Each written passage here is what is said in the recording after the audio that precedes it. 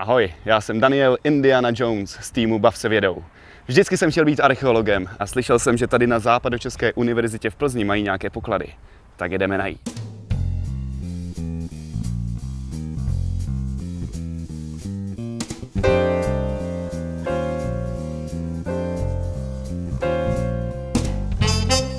Laboratoř dílenské meteorologie. Tak se tam podíváme. Dobrý den. Můžeme dál? Samozřejmě. Tak, poklady jsme nalezli, ale myslel jsem si, že archeologické nálezy zpracovávají archeologové. Co s nimi dělá meteorolog? Opravím tě, nejsme v laboratoři meteorologie, ale metrologie. My jsme metrologové, my měříme. Nestačí vám na to metr? Bohužel metr na to nestačí, potřebujeme být výrazně přesnější.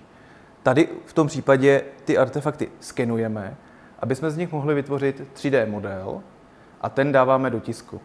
Potom to vypadá takhle. A takto vytištěný artefakt můžou lidé z muzea půjčit lidem přímo do ruky, aniž by se báli, že by jim ho lidi rozbili. A tohle je miniatura, nebo je to reálná velikost? Ne, tohle to není miniatura, to je opravdu dělo, které se účastnilo bitvy z dob husitských válek. Takže vy tady vytváříte kopie těch předmětů, jejich modely, jsou potom funkční, dají se používat? My tady vytváříme víceméně modely těch součástí, které potom dále se dají zpracovávat. Buď rovnou se dají tisknout, anebo je možné jakoby upravit ten model a domodelovat tu součást, když je ta součást rozbitá. A jak celý ten proces probíhá, jak se to dělá?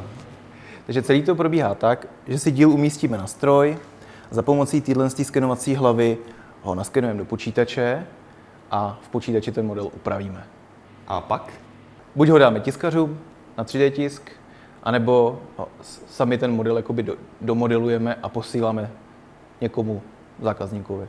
A jak kvalitně dokážete tisknout, nebo jak kvalitně dokážete skenovat? Náš skener je dobrý právě v tom, že umožňuje skenovat relativně přesně. Tam jsou přesnost kolem 10 mm. A jak velký předmět dokážete naskenovat? To, co se vejde na tu desku. A mohl bych si taky zahrát na takového archeologa lomeno metrologa a zkusit si to? Výjimečně tě to vyzkoušet nechám.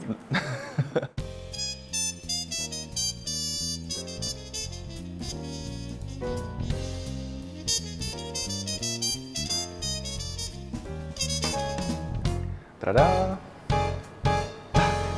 A tvůj sken obsahuje 353 000 bodů. Naskenováno máme. Co dál?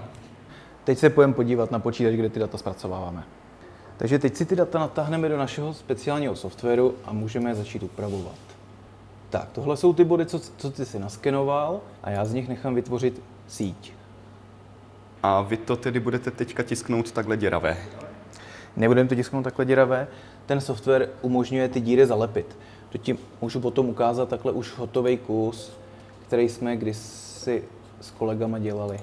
A tady už vlastně je vidět, že tam žádný ty díry nejsou. Je vlastně domodelovaný i ten vnitřek. Tak to bych možná rovnou využil své přítomnosti tady u vás v laboratoři. Já jsem totiž si rozbil držák na mobil. Rád bych se ho opravil. Šlo by to? Určitě, jdem ho naskenovat. Super.